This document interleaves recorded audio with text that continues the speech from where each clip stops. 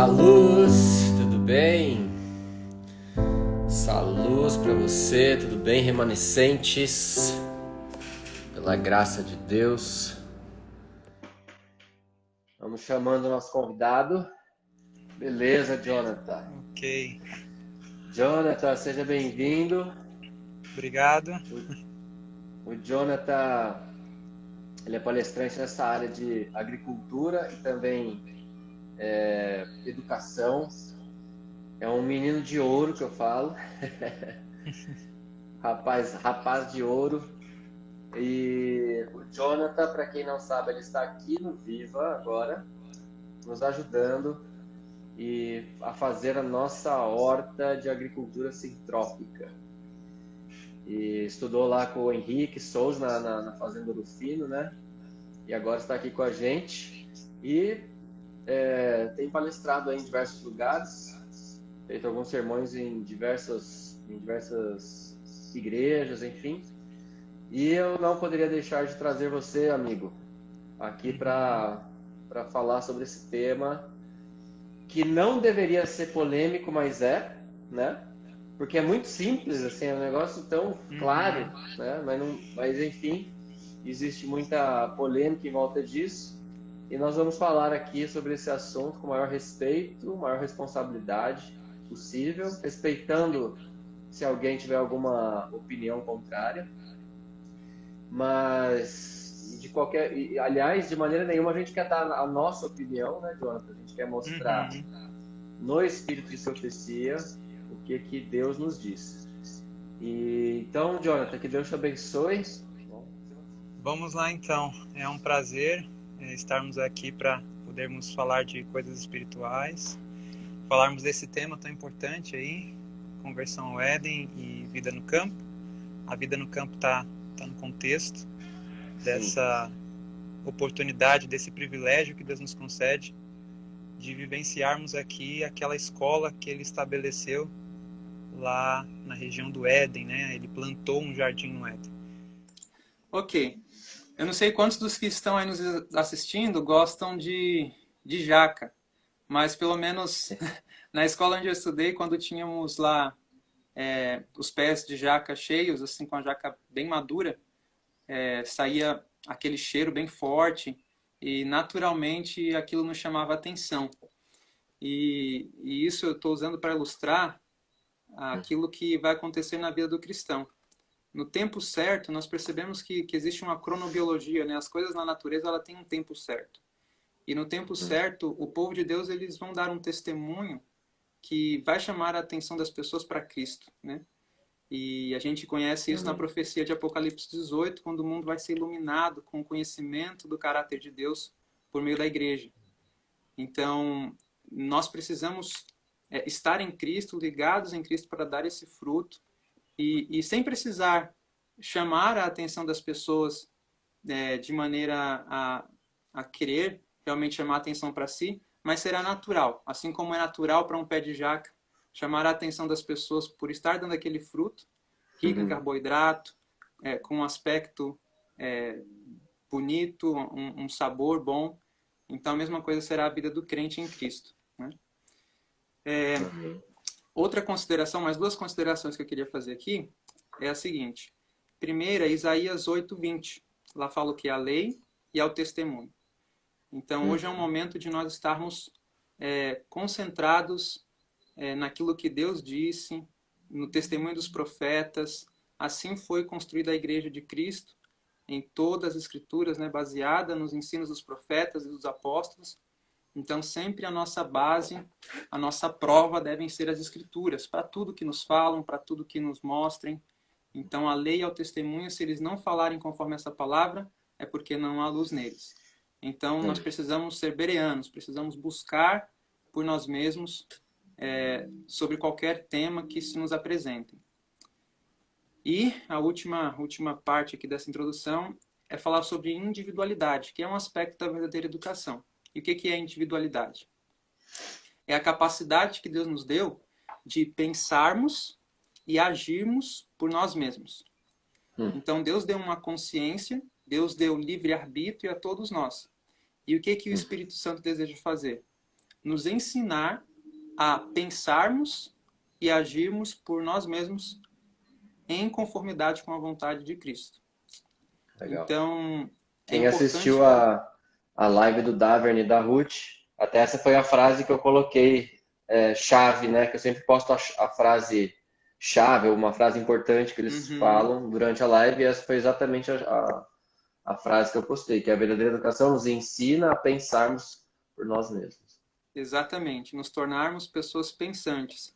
Não simplesmente Aliás, pegar aquilo que outro apresentou e tomar aquilo como verdade sem antes ter pesquisado por você mesmo em oração. Então, sempre tenham isso em mente ao longo das outras lives que vão ter aqui. Leve isso para a sua vida. Isso vai ser importante para tudo.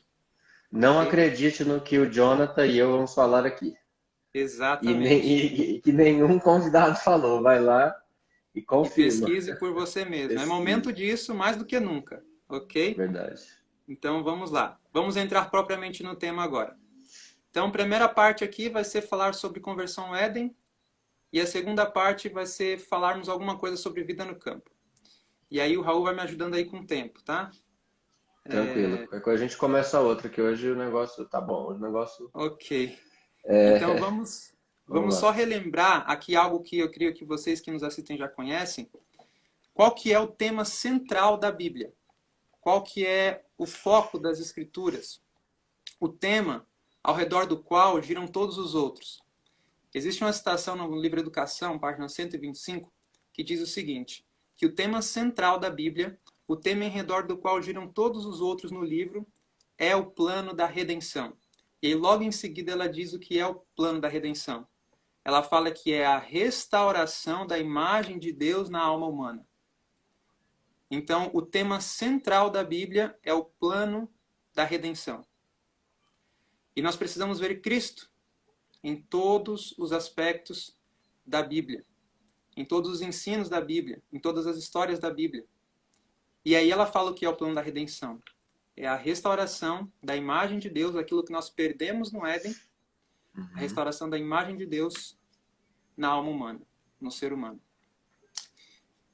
E como que isso se processa? É isso que nós vamos ver no aspecto aqui da conversão ao Éden. Ok? Mas tenham em mente, então, qual que é o tema central da Bíblia. É o plano da salvação, que é a restauração da imagem de Deus na alma humana.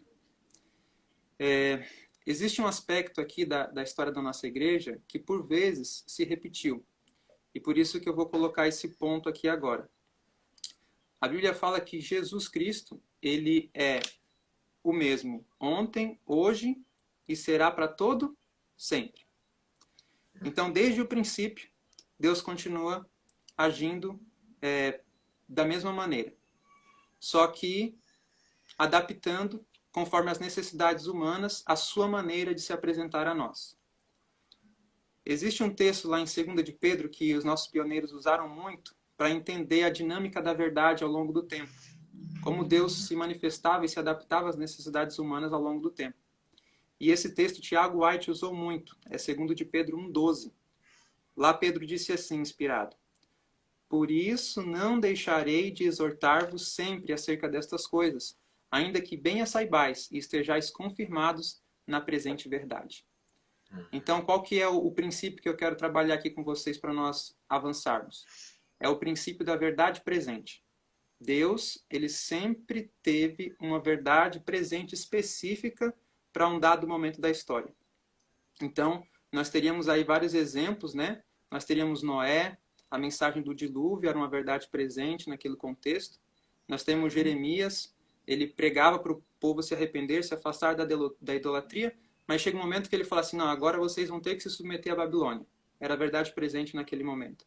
Nós temos aí João Batista, os discípulos, qual que era a verdade presente? Olha, chegou o Messias. Quem é? Jesus Cristo, o Cordeiro de Deus, que tira o pecado do mundo. Então, essa dinâmica da verdade ao longo da história, Deus sempre teve uma verdade específica, probante. Normalmente, essa verdade presente, ela era probante. O que significa isso? Ela era uma prova para o povo de Deus. A verdade presente, ela também é uma prova para o povo de Deus, para saber se eles seriam fiéis ou não.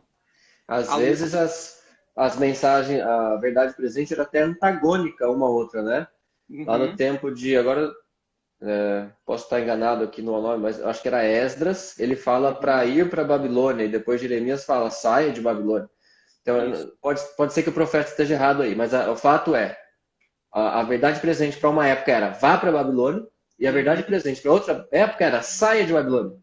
Exatamente. Então, às vezes eram até antagônicas, né? É Exatamente. importante a gente ver isso. Porque muita gente fala assim, mas por que tem que fazer isso? Na época de Jesus eles faziam aquilo. Por que tem que parar de comer isso? Na época de Jesus ele comia aquilo. A verdade presente, ela é diferente para cada época. E às vezes, como eu disse, são até antagônicas. Exatamente. Muito bem lembrado, Raul. Na questão da alimentação, nos dias de Jesus eles comeram peixes, comiam carnes, as limpas, claramente, nós sabemos disso. Mas eles comiam carnes, e hoje qual que é a verdade presente para esse tempo? É nós nos afastarmos de qualquer alimento carne, deixarmos qualquer alimento carne. E isso não está em contradição com o todo das Escrituras, por quê? Porque como nós vamos ver aqui, qual que foi a mensagem que Deus deu, qual que foi a alimentação original que Deus deu para o homem? Foi uma alimentação isenta de carnes. E Deus permitiu com Noé que o ser humano comesse, se alimentasse ali de carnes, mas com algumas restrições, né? Sem gordura e sem sangue. Então Deus vai trabalhando dessa maneira ao longo da história, conforme as necessidades humanas, por meio de princípios, ao comunicar, ao se revelar com o ser humano, certo? E Deus ele se revelava por meio de profetas, principalmente, por meio de profetas.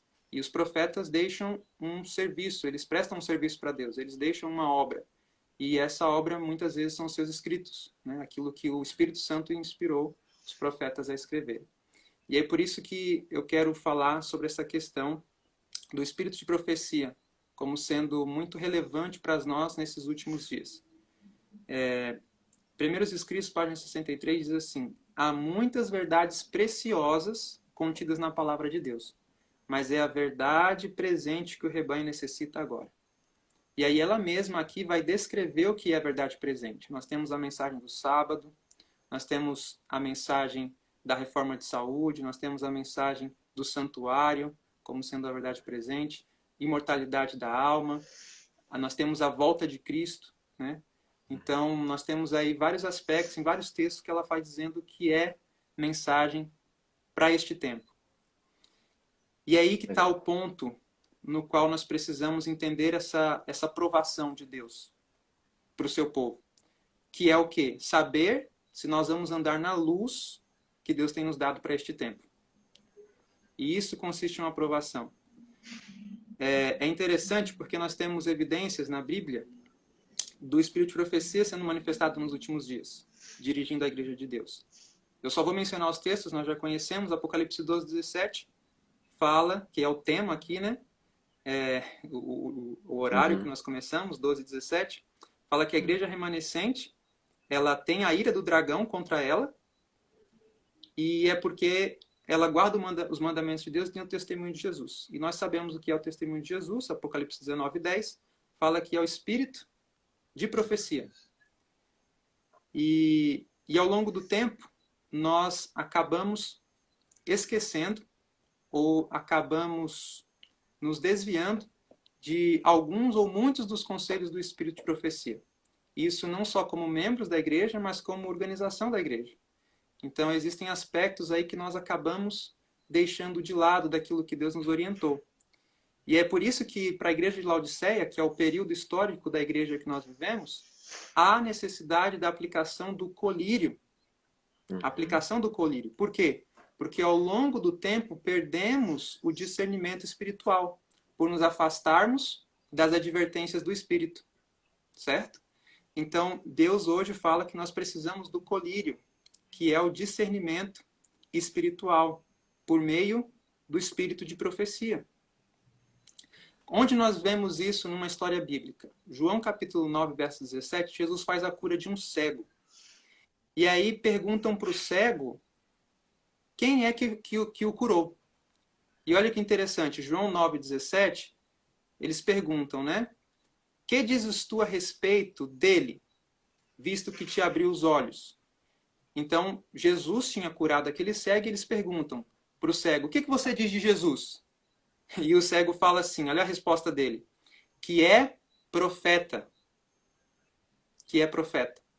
Então, quem é que abre os nossos olhos? Vamos aplicar. Cegueira espiritual. O que que nos fará ter discernimento espiritual? Abrir os olhos espirituais para o tempo em que vivemos. Segundo esse cego, o profeta. E Deus, ele deu um profeta para a igreja remanescente, para abrir os nossos olhos, para nos tirar da cegueira espiritual. Uma pergunta que parece tola. Você gostaria de ser enganado?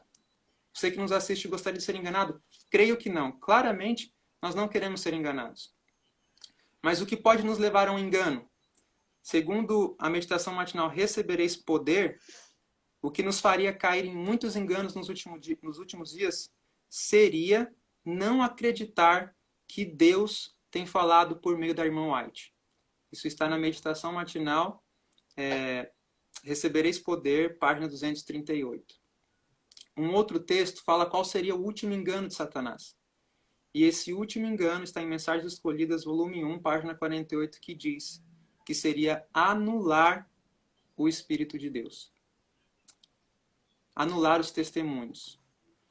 E isso, infelizmente, tem sido uma realidade quando nós ignoramos ou quando voluntariamente não queremos saber aquilo que contém no testemunho de Jesus, que é o Espírito de profecia.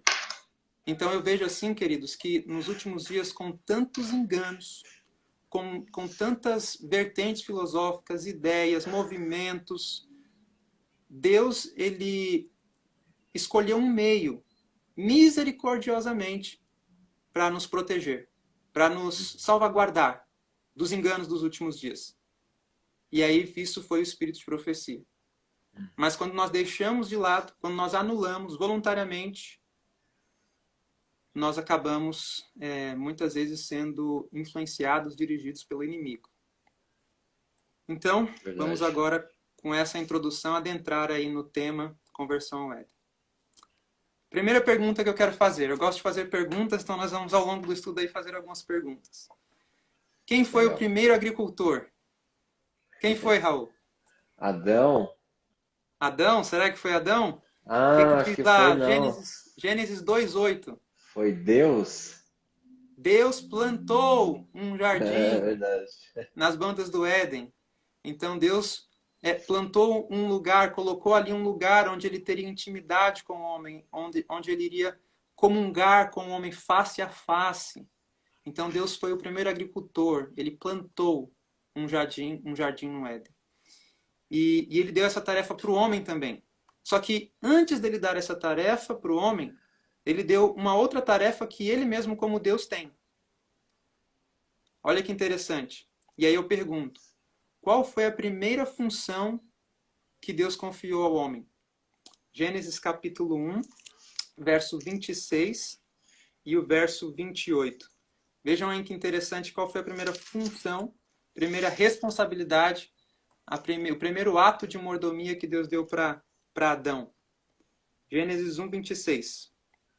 Diz assim: façamos o homem à nossa imagem, conforme a nossa semelhança, e domine sobre os peixes do mar, e sobre as aves dos céus, e assim por diante. E agora o verso 28. E Deus os abençoou, e Deus lhes disse: frutificai e multiplicai-vos, enchei a terra e sujeitai-a, e dominai sobre os peixes do mar, e sobre as aves dos céus, e assim por diante. Então a primeira função que Deus dá para o homem é o domínio.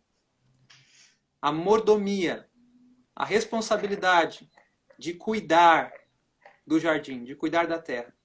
Em outras palavras, a primeira responsabilidade que Deus dá ao homem é de servir. Esse domínio aqui não é um domínio de força, mas é um domínio de serviço.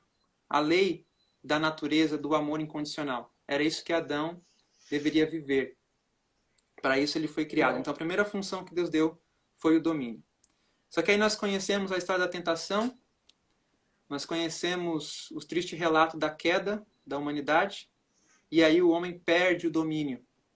E a Bíblia tem vários textos que mostram para nós que daquele a quem você se apresenta para servir, deste você se torna servo.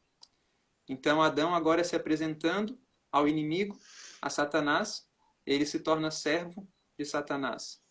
E aí esse mundo agora, segundo Satanás, é dele. Ele se tornou o usurpador. Ele diz que o domínio deste mundo agora pertence a ele. Por quê? Porque Adão passa o cetro para a mão dele. E agora Adão se torna servo de Satanás. Mas esse não foi o destino da humanidade, porque Cristo Jesus, ele se ofereceu, elaborando o plano da redenção. Não só Adão perdeu o Éden e todo aquele contexto maravilhoso no qual ele se encontrava, mas ele perdeu a imagem de Deus. Ele perdeu o caráter de Deus. E para que nós retomemos ao Éden, nós precisamos retomar o caráter de Cristo. Esse é o plano da salvação. Por quê? Porque Deus não pode correr o risco de colocar o homem de volta no Éden sem que ele tenha o caráter de Cristo. Porque sem o caráter de Cristo, o homem se tornou egoísta. E Deus não nos colocaria para dominar, para sermos mordomos egoístas, usando de maneira egoísta aquilo que são obras de suas mãos. Então, para que nós voltemos, retomemos ao Éden, nós precisamos também ter de volta o caráter de Deus. Só que aqui vem um ponto interessante. Para que isso aconteça, Deus agora dá ferramentas ao homem para alcançar esse objetivo. Sim. Essa questão do domínio, nós vemos logo ela acontecendo no início ali na prática, né? A Bíblia fala que uma das pecados é que Eva seria dominada por Adão. E nós vemos logo em seguida um conflito familiar, onde Caim, ele mata o seu irmão, ele comete um homicídio. Ele perde o domínio de si mesmo. Lá em Gênesis 4, 7, fala o quê? O teu desejo será contra ti, mas cumpre a ti o quê? Dominá-lo. Então, a questão do domínio se torna um fato muito presente logo ali no início da queda da raça humana. Então, nós perdemos o domínio, nós não temos mais o domínio próprio, nós sabemos que é um fruto do Espírito Santo, por isso, unicamente com o Espírito Santo, nós podemos ter o domínio próprio novamente. Então, nós perdemos o domínio e nos tornamos escravos de Satanás. A nossa vontade ela foi anulada, ela se tornou escrava do inimigo. E o que Cristo ganha na cruz para nós? É o livre-arbítrio. A possibilidade de escolhermos de novo nos achegar a Deus por meio dele, escolhermos de novo praticar o bem, praticar a justiça, guardar a sua lei. Sem Cristo, nada disso aconteceria. Mas por meio de Cristo, nós podemos nos achegar a Deus por meio dele novamente. Amém. Ok. Eu quero pensar então com vocês que nós, como Igreja Adventista do Sétimo Dia, nós somos uma igreja restauracionista. O que significa isso? O que significa isso, Raul? Na prática, o que significa uma igreja restauracionista? É uma igreja que ela pretende restaurar as verdades, uma vez esquecidas da igreja pura, de um contexto onde a igreja estava avançando, triunfante nos princípios da verdade. Então, nós, como adventistas, ainda vamos além do período da igreja apostólica, mas nós estamos indo ao encontro do Éden. Olha agora que aspecto interessante. Como que Jesus ele se apresenta para a última igreja, que é a Laodiceia, lá no Apocalipse? Vocês lembram que em cada igreja, Jesus ele se apresenta, ele faz uma apresentação. Quando chega na última igreja, ele fala assim, ó, eu sou o princípio da criação de Deus. Olha que coisa interessante. Por que Jesus se apresenta para a última igreja como o princípio da criação de Deus? Lembrem-se que no livro do Apocalipse, que é um livro profético, ali no livro do Apocalipse, todos os livros da Bíblia, eles se encontram e se cumprem.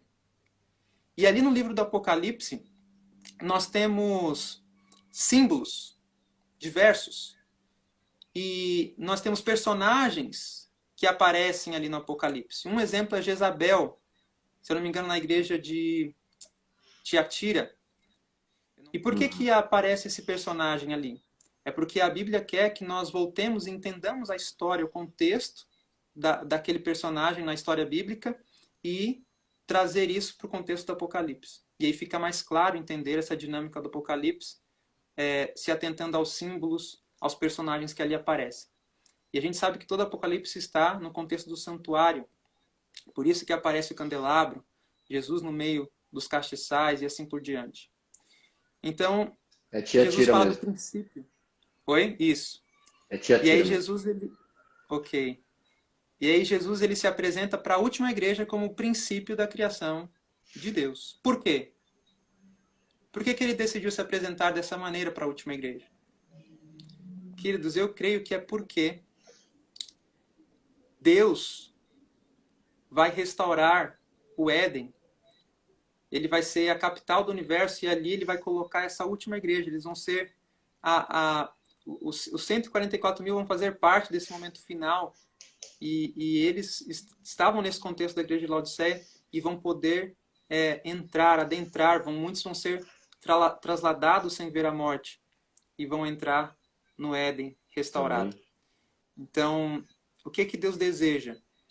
Que nós aprendamos aqui é uma escola, essa terra, para nós podermos entrar, continuar na escola do céu, a conhecer a Deus e prosseguir em conhecê-lo.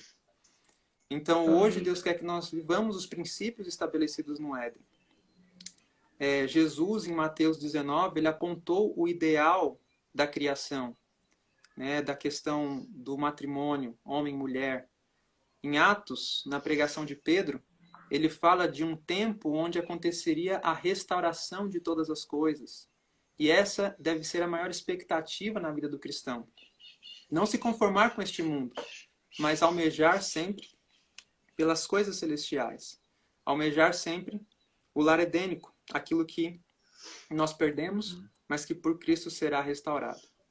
E aí aqui eu coloco uma citação bem forte para nós, que está no livro A Ciência do Bom Viver, na página 365. Lá é dito o seguinte: quanto mais chegarmos a estar em harmonia com o plano original de Deus, mais favorável será a nossa posição para assegurar saúde ao corpo, espírito e alma. Então, olhem que interessante. Na minha vida, eu posso testemunhar que aconteceu o seguinte: eu estava indo numa direção contrária a Deus, me afastando cada vez mais dos princípios que ele havia estabelecido no Éden. E aí, em um momento, acontece o que diz em Joel capítulo 2, verso 12. Uma conversão. Uma conversão não é simplesmente virar à direita, à esquerda, voltar 25, 45 graus, não. É voltar 180 graus.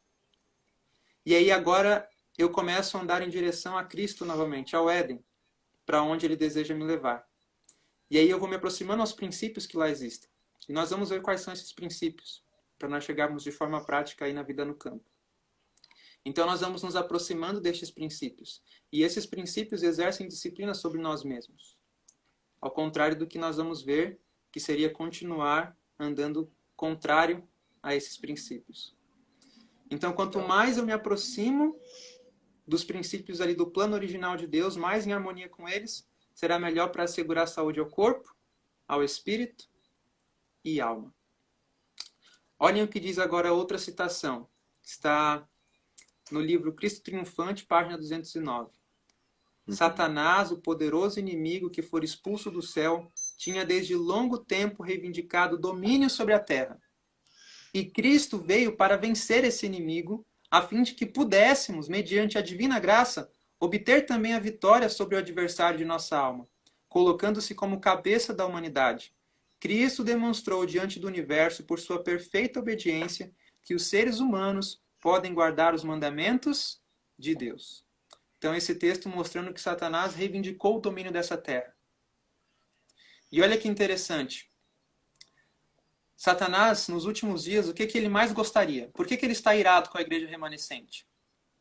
Nós sabemos que a maior parte do mundo vai aceitar as insinuações do inimigo. E Satanás, por reivindicar esse mundo como seu, qual que é a única resistência que lhe é oferecida nessa terra para que isso fosse verdade? Nós temos o mesmo exemplo de Jó. Jó oferecia resistência à pretensão de Satanás de que ele servia a Deus por interesse. E como isso foi demonstrado? Deus permitindo que Satanás fizesse qualquer coisa contra ele, e menos tirar a vida, e ele assim continuou honrando, prezando pela honra de Deus. Nu vim à terra e nu voltarei. Então ele não desonrou a Deus em nenhum momento. Por severa prova, ele não desonrou a Deus. E nos últimos dias será a mesma coisa, porque a única coisa que oferece resistência a Satanás nessa terra são os remanescentes, os fiéis filhos de Deus. Se Satanás pudesse destruí-los, ele poderia reivindicar essa terra como sua e falar para Jesus: você não precisa voltar, porque não há ninguém aqui que te serve. Todo mundo está enganado, servindo a mim, adorando a mim, e aqueles poucos que te serviam, eu os destruí. Então, não precisa voltar, essa terra é minha. Mas o remanescente oferece resistência a Satanás. E ele não pode ter como certa requerer essa terra como sendo sua realmente. Ele é um usurpador e isso vai ficar provado. E isso só pode ser provado porque Cristo demonstrou isso e ele então pode nos ajudar, nos fortalecer para permanecermos fiéis, oferecendo resistência ao inimigo. Amém. É a graça de Deus que nos ajuda a permanecermos firmes até o fim. Só que ele nos dá... Exatamente. Só que ele nos orienta a vivermos aquilo que ele pede para que nós consigamos usar essas ferramentas para edificar casa espiritual, para edificar uma casa sobre a rocha e resistir quando o inimigo vier contra nós. Quando as tempestades, quando os ventos, quando a enchente do Jordão vier, nós estivermos firmes. E é aí que está o nosso êxito, em seguir as orientações de Cristo para que nós possamos ser casa espiritual fortificada na rocha e resistirmos quando o inimigo vier com todo o seu poder sobre nós. Então nós vamos avançar, porque são os princípios do Éden que nos ajudam mais, como eu posso dizer, são eles que nos dão a melhor fortificação para esse contexto que nós vamos enfrentar aí. Ok. Eu vou ler aqui um outro texto. Está no Desejado de Todas as Nações, página 22. Satanás se alegrava por haver conseguido rebaixar a imagem de Deus na humanidade.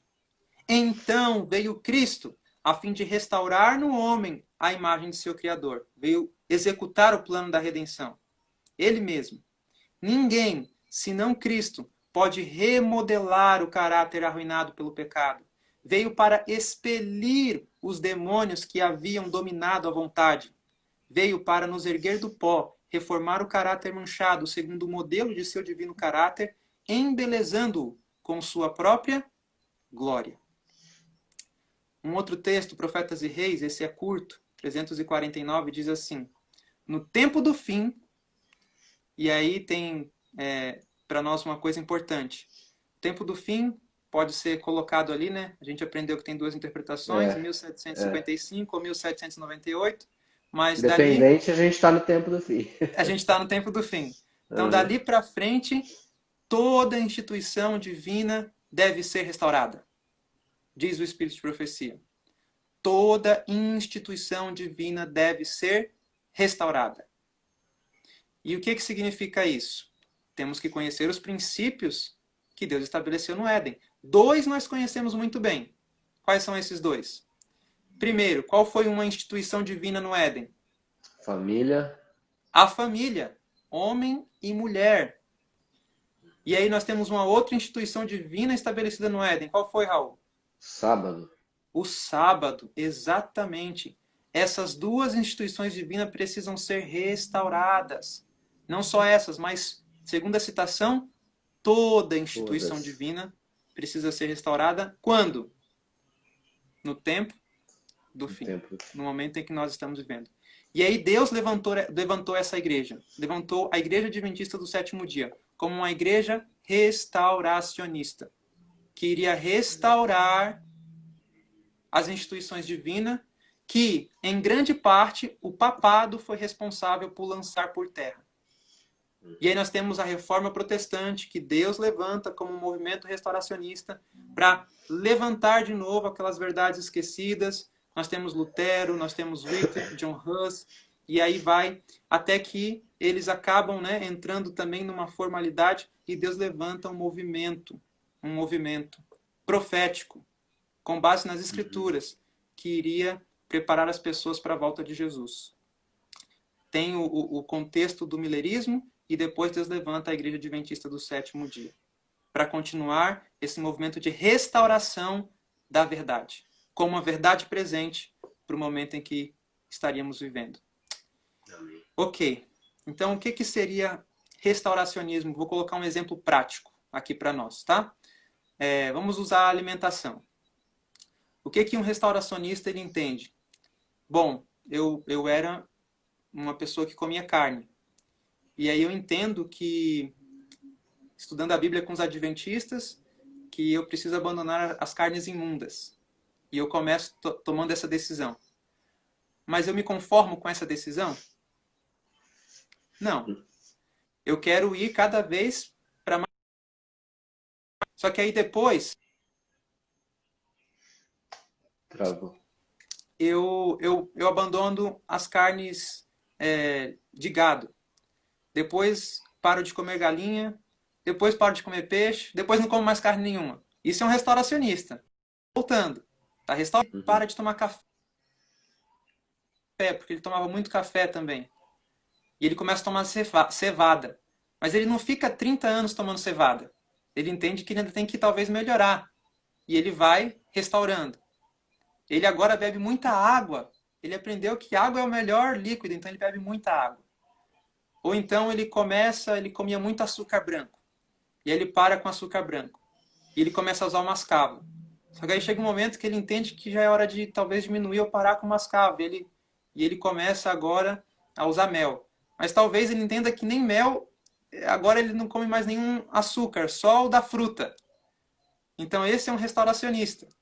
E cada um tem o seu tempo, cada um tem o seu momento, mas ele vai entendendo que ele deve buscar sempre o quê?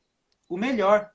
Ele deve caminhar sempre para aquilo que é mais natural, para aquilo que é isento de agrotóxicos, para aquilo que é mais limpo, para aquilo que está mais puro, para aquilo que vem mais direto da fonte. Então esse é o princípio restauracionista. Eu estou usando a alimentação, mas nas doutrinas, no conhecimento bíblico, na dinâmica, nos relacionamentos, na vida, na simplicidade, tudo deve permear o restauracionismo na vida de um cristão. Principalmente um adventista do sétimo dia. Certo? Então, toda instituição divina deve ser restaurada. Vou ler mais 2 textos aqui para a gente terminar essa parte, então. Ok? E a gente vai passar para a vida no campo. Beleza. O grande conflito diz o seguinte, página 213, a versão condensada. Esse texto é muito importante, prestem atenção. O intercessor divino apresenta a petição para que todos os que venceram pela fé em seu sangue, no sangue de Cristo, sejam restabelecidos a seu lar edênico e coroados com ele como co-herdeiros do primeiro domínio, aqui citando Miqueias 4:8, uma profecia de Miqueias 4:8, da restauração do primeiro domínio, que foi o Éden. Cristo pede agora que o plano divino da criação do homem seja levado a efeito como se o homem nunca houvesse caído. Pede para seu povo não somente perdão e justificação, mas participação em sua glória e assento sobre o seu trono. Então Deus vai levar a efeito de novo o plano divino da criação. E nós precisamos aprender como que o homem vivia naquele contexto, porque é o que nós vamos voltar a viver. Então nós vamos passar por esse processo de conversão para aprender o que é participar da glória de Deus e também assentar-se no seu trono divino.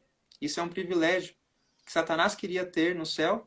Ele queria estabelecer o seu trono, o seu governo, mas ele foi expulso do céu porque ele não queria o caráter de Deus, ele queria a autoridade de Deus. Mas Deus, Cristo, vai nos dar o privilégio de nos assentarmos com ele, se vencermos como ele venceu, é a promessa de Apocalipse capítulo 3, e aí nós vamos tomar parte com ele, assentando-se com ele no seu trono. vai ser um privilégio muito grande que Deus nos dá.